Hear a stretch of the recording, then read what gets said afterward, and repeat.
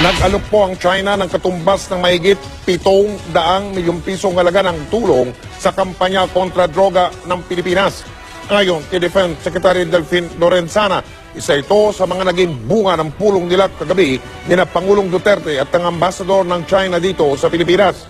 Nagbigay raw ang China ng listahan ng mga gamit o equipment na pwedeng paggamitan ng pondo, gaya ng maliliit na armas, mga bangka at yung tinatawag na night vision goggles. May alok ang China ng tinatawag na soft long-term loan sa halagang $500 milyong. May alok din na magpatayo ng pangalawang drug rehabilitation facility sa Mindanao. Tumutulong daw ang China sa ating bansa dahil gusto nilang suportahan ang ating laban kontra droga at terorismo. Malabo raw mangyari ang panawagan ng UN High Commissioner for Human Rights ayon sa ilang mambabatas.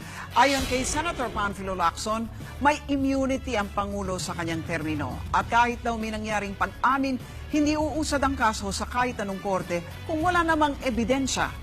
Para naman kay Kabayan Party List Representative Harry Roque, na isa ring international law expert, hindi raw nagiging patas ang international community sa ating gobyerno. Inaasahan pa rin daw ba ng UN na tatanggapin sila sa bansa para imbestigahan ang mga nasabing insidente, gayong may ganito ng mga komento ang High Commissioner? Sabi naman ni Sandigan Bayan Presiding Justice Amparo Cabotaje Tang, hindi maaaring basta-basta imbestigahan ng hudikatura si Duterte. Maaari lang daw silang umakto sa mga kasong isinasampa sa korte.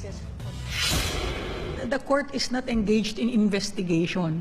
No, kasi ang court is passive.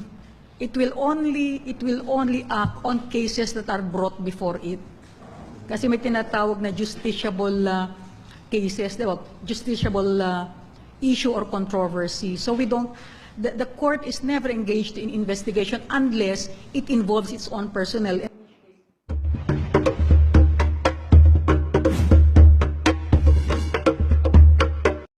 Ginampanan ang kaso ng Department of Justice sa Quezon City Metropolitan Trial Courts si Senator Laila de Lima para sa pagpigil ito sa kanyang dating driver bodyguard na si Ronnie Dayan mula sa pagdalo sa pagdinig ng Kamara hinggil sa Bilibid Drug Trade. Report mula kay Eunice Samonte. Patong-patong na kaso ang sumalubong kay Senator Laila de Lima sa pag-uwi nito mula sa kanyang bakasyon sa US at Germany matapos sampahan ng Department of Justice ng kaso ang senadora ngayong umaga dahil sa paglabag nito sa Article 150 of the Revised Penal Code o disobedience to summons. Kaugnay ng pagpigil nito sa kanyang driver bodyguard na si Ronnie Dayan sa pagpunta sa nakaschedule na hearing ng Committee on Justice noong October 6, 2016 kaugnay ng pagpapalaganap ng iligal na droga sa loob ng National Bilibid Prison. Matatandaan noong Setyembre 28 ngayong taon, nag-issue ng sabina ang House Committee on Justice kay Ronnie Palisok Dayan na tinanggap mismo ng kapatid nito na si Elmeta Torreta. Ngunit dahil umano sa isang text message ni Senadora Laila de Lima noong October 1, 2016 sa anak mismo ni Dayan na si Hannah May ay sinunod nito ang payo ng senadora na huwag munang magpakita sa kamera sa kabila ng sabina. Ang criminal case file ay dinala ng mga kinatawan ng Department of Justice sa Metropolitan Trial Court Quezon City Branch na may criminal case number 1613772. Ito ay pirmado ni Officer in Charge Prosecutor General George Catalan Jr. at Assistant State Prosecutor Vilma Lopez Sarmiento. Samantala ang kaso ay nakatakdang hawakan ni Judge Maria Ludmila de Pio Lim. Matatandaan na una na ring nabanggit ni Oriental Mindoro Representative at Chairman ng House Committee on Justice Reynaldo Umali na patuloy na ring pinag-aaralan ang pagre-rekomenda sa Kamara ng paglabas ng warrant of arrest laban sa senadora dahil sa patuloy na pagbabaliwala nito sa show cause order. Tahimik at di naman nagbigay ng pahayag ang senadora sa media sa pagbabalik nito sa Pilipinas kagabi sakay ng Qatar Airways dakong alas 10:30 ng gabi sa Ninoy Aquino International Airport Terminal 1. Para sa PTV News, Eunice Samonte. Kahit inamin kamakailan ni Pangulong Duterte na may mga sakit siya, wala raw dapat ipag-alala tungkol sa kanyang kalusugan. Yan ang iginiit ng Malacanang kasunod po ng ilang panawagan na sabihin ng Pangulo kung ano talaga ang kalagayan ng kanyang kalusugan. Balitang hatid ni Joseph Morong.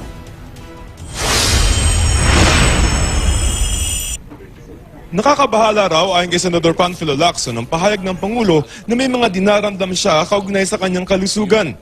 Kaya paalaala niya sa Pangulo, responsibilidad ng tapatin ng daong bayan tungkol dito. Nagkakaroon ng uncertainty, tapos although clear naman yung ating rule sa Constitution sa succession, so we should not be worried na kung may mangyari sa Presidente, magkakaroon tayo ng hiatus o kaya may vacuum ng leadership.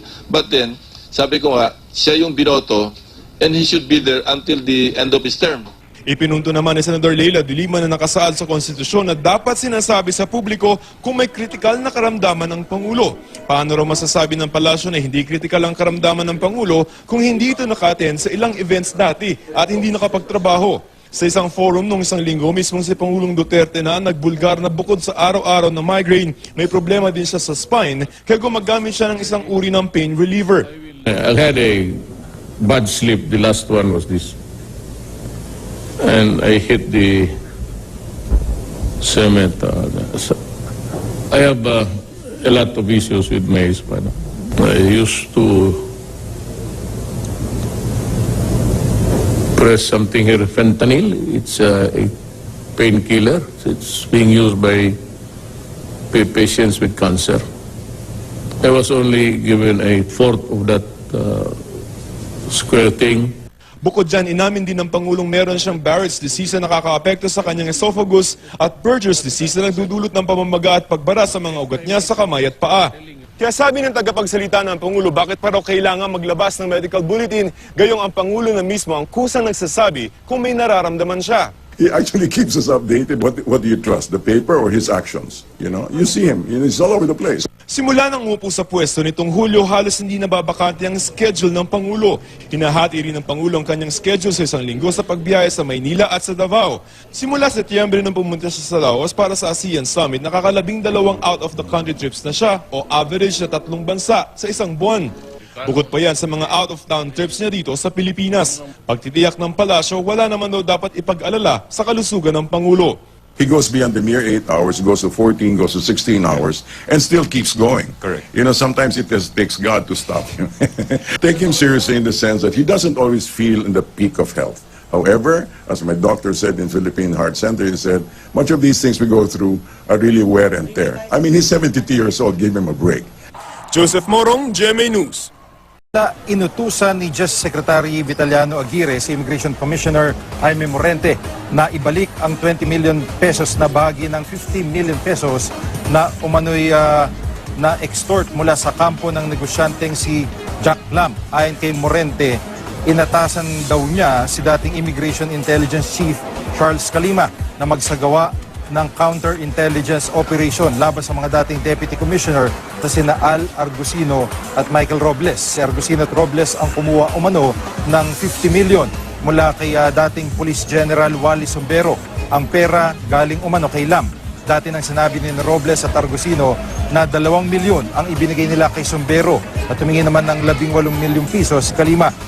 Nauna namang na-turn over sa DOJ ang 30 milyon na natira kina Argusino at Robles. Itinanggi na ng dalawa na nagpasuhol sila kay Lam at sa halip ay ginit na gagamitin lang daw nilang pera bilang ebidensya sa investigasyon sa katiwalian. Ayon naman kay Morente, ang paghingi ni Kalima ng 18 milyong piso ay paraan daw para makakuha sila ng matibay na ebidensya laban kina Argusino at Robles. Utos ngayon ni Aguirre, ibalik ni Morente ang natitirang 20 milyong piso sa loob ng 24 oras. Pinasusumiti rin ang lahat ng kopya ng mga report sa sinasabing counter-intelligence operation ni Kalima. Sinusubukan pa namin kunin ang panig ni Morente tungkol po sa isyong ito. Tigil putukan muna sa pagitan ng militar at mga rebeldeng grupo tulad ng New People's Army, Moro Islamic Liberation Front at Moro National Liberation Front. Ayon yan mismo kay Pangulong Rodrigo Duterte. Sa pagdiriwang ng ika-81 anibersaryo ng Armed Forces of the Philippines, inigayat ng Pangulo mga rebelde na gamitin ang panahong ito para makasama ang kanilang mga pamilya ngayong Pasko. Magsisimula ang ceasefire sa December 23 hanggang 27 at ipatutupad muli sa December 31 hanggang January 2 o 3 ng susunod na taon. Kasabay nito, tiniyak niyang walang aarestuhing rebelde. Pero paglilinaw ng Pangulo, hindi kasali sa ceasefire ang mga grupong kriminal tulad ng Maute Group at Abu Sayyaf. I will honestly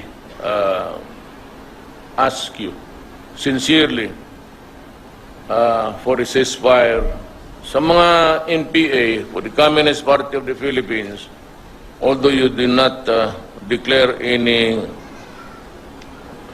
cessation of hostilities